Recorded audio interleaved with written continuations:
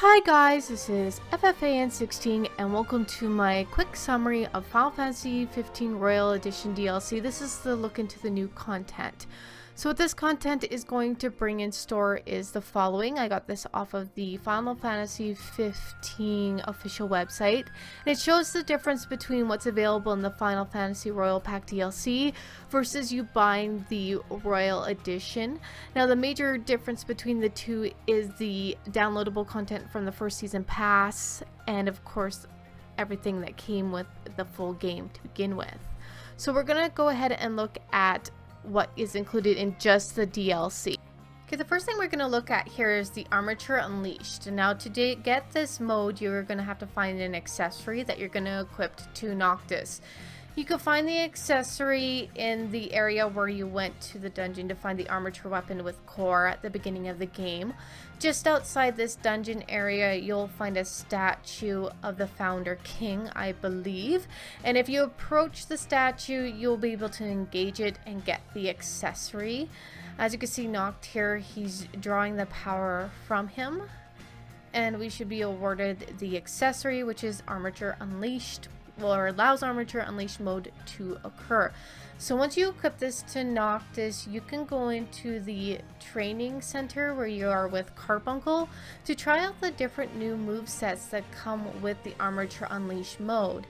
As you're in the training center, all you have to do is, after talking to Cuteness Carbuncle, is go into the menu here and select the following.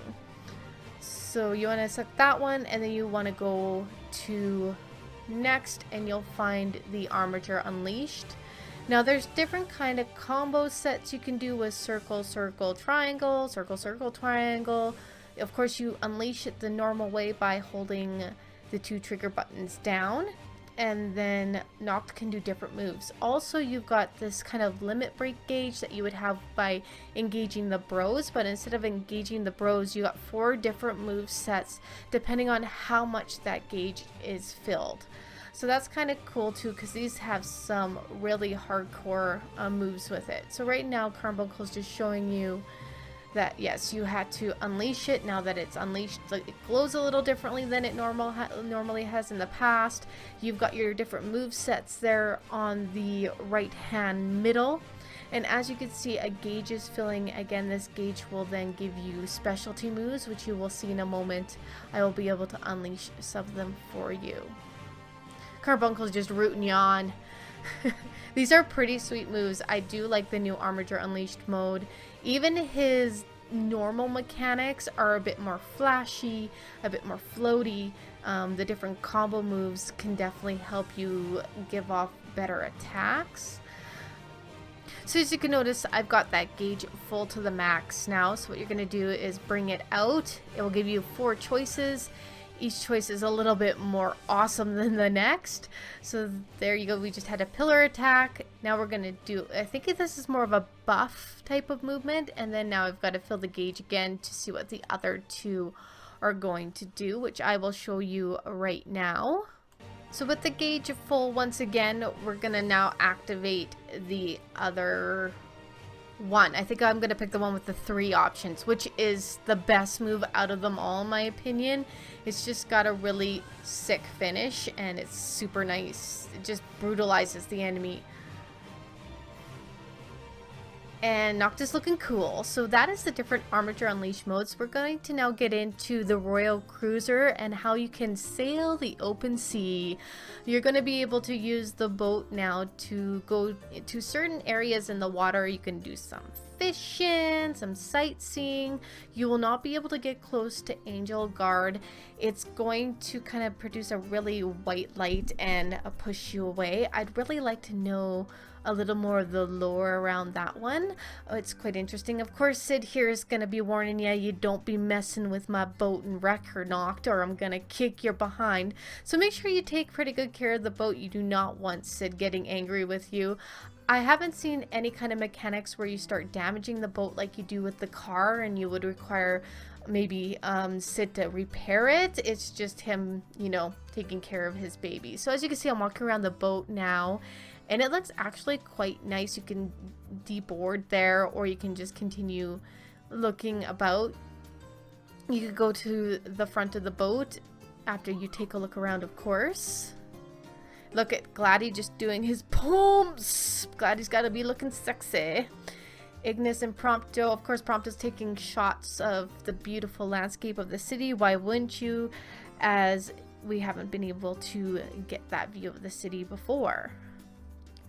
Now, if you approach the steering wheel, you'll be able to engage the boat like you would the car, and you can drive it manually. Now, when you're leaving Altissia, it will follow a set path, but once you're out, you'll have the wide open sea here. You could tell by the map where there's a big concentration of fish. The darker to the red, the more fish you're going to find.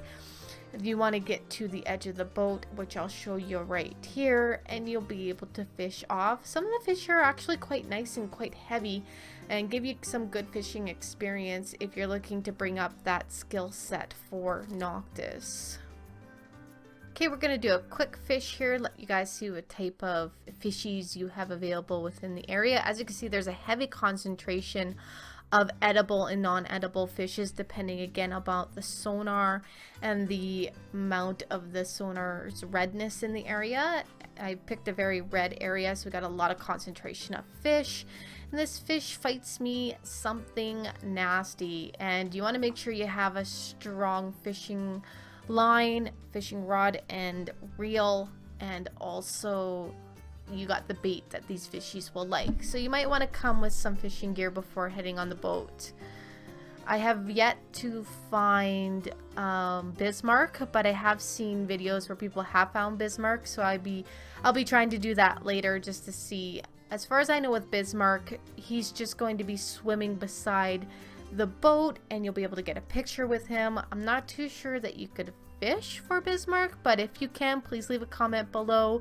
Please let me know where you found him so I can go and try to find him myself. Would love the help in the comment section below.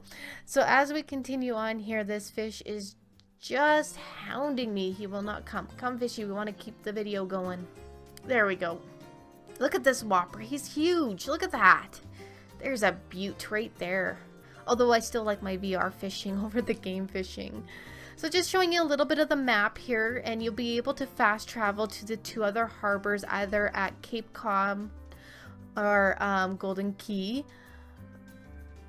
And then you could just fast travel. So the next thing we're going to discuss is the biggest part of this DLC is the new Insomnia City Ruins expansion map, which also includes most of the new dungeon and some new boss fights. So you're going to be able to meet up with the Kingsglaive at Insomnia and expand on the story of what's been kind of going on since you've been locked away in the crystal.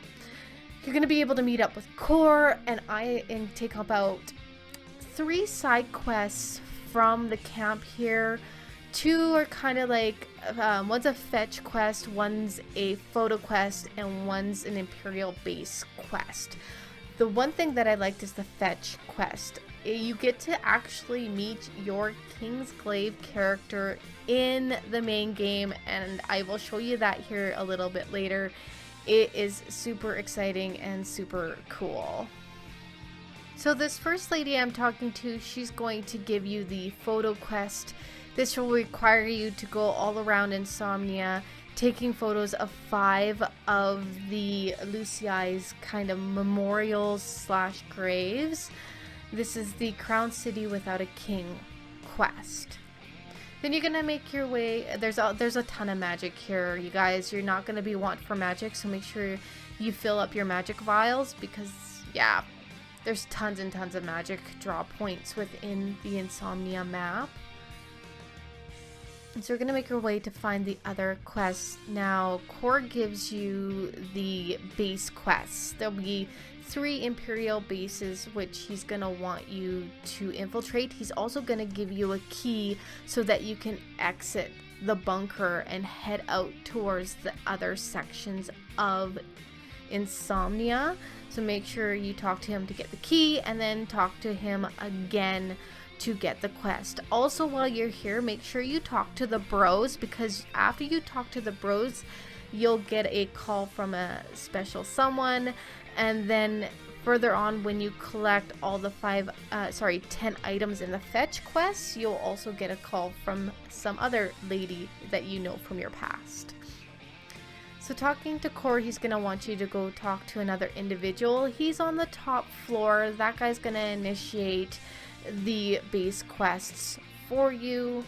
But for now, I will be showing you where the third quest is within this new part of Insomnia. So you're going to want to talk to this short-haired lady here, and she's going to give you the fetch quest for getting batteries around for Cindy, because she's got this brilliant idea on how to make something to generate light without having the sun. Of course, Cindy, she's on her mission to make as much stuff as she can to better the people, and if it has to do with mechanics, she's even happier. So as you take a glaive out of time, this is the coolest thing I've seen yet in this DLC. I'm sorry, but to me this is the coolest thing, is meeting your Kingsglaive character. So as you make your way to the quest point, you're going to see your Kingsglaive character, and he or she's just going to be waiting there for you to join you on this side quest. Now, if you haven't played Comrades or made a character, I think there'll just be one of the AI characters here. I have no idea, because I haven't seen anybody play this who hasn't played Comrades, but it's just awesome to see Tabitha in the game, to fight with her and actually not control her. I think that was the weirdest thing ever for my Kingsglaive character, to be acting on her own accord without me giving her commands. And seriously, I think I would have fought better as her, for her, than even as Noctis, Prompto, Glady, or Ignis. Those guys can handle themselves.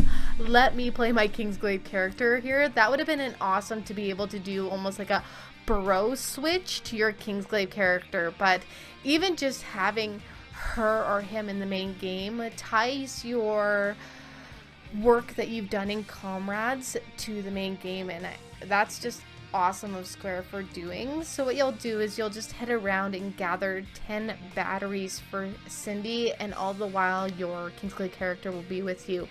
As you're traveling around, you might run into Omega, and this thing is a beast. I am pretty good with my equipment. I'm not top tier level, but this thing takes no damage, or hardly any damage. So if you guys are looking for a fight that's gonna last hours upon hours, go find Omega and give it a whirl. I still haven't gotten the guts to go and re-challenge him after I saw how little damage my weapons were doing to him. So that's the Omega boss in the new dungeon.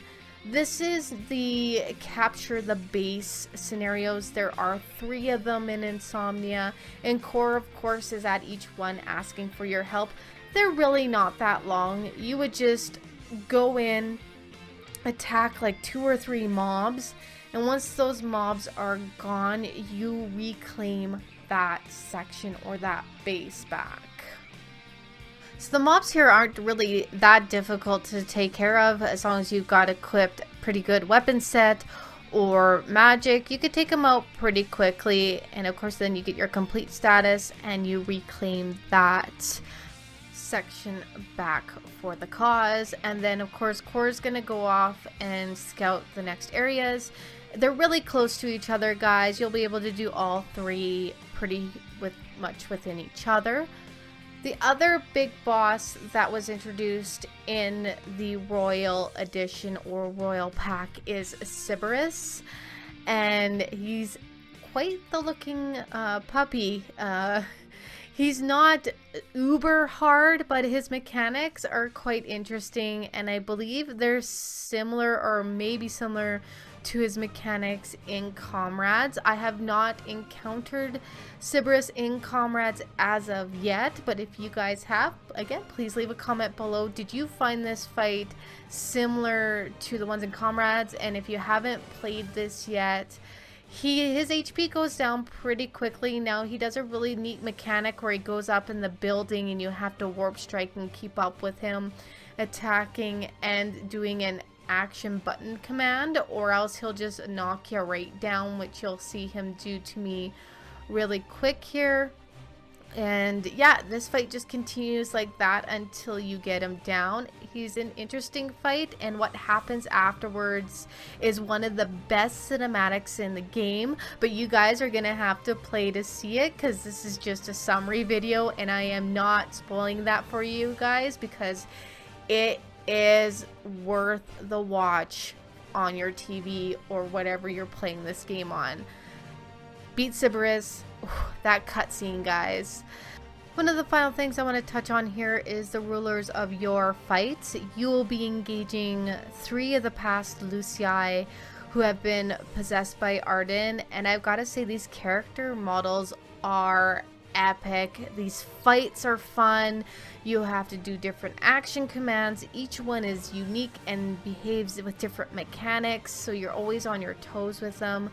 You're given different type of background and look at these characters, and they give a bit of a speech after you defeat them. Some give you more information than the other, but this bringing the rulers of Yor in for this fight before Arden, I think was a really nice touch to bring the Lucii kind of down to earth, and that support that Noctis was really looking for them to defeat Arden. Okay guys, I'm just going to give you a quick glance of the expanded map of Insomnia here. It's not the full one as I wasn't able to capture it. There is a little bit other new content, as in the Regalia D has a quest now that you have to do to unlock it in the main game. You're no longer just giving it off the hop. You have to go talk to Cindy. Once you've talked to Cindy, she'll inquire about some huge tires or something like that. And then in her workshop, there's some papers sitting there. It has a little quest icon on it, and you would like read the papers to get more information about the different way that you can customize the Regalia to the Regalia D. So there you guys go. That's the new DLC version of the Royal Edition. It is available both for DLC and in a complete collecting pack for Final Fantasy 15. If you like the video, please put a like below. You can follow me at Twitter at FFAN_16. And as always, guys, happy gaming.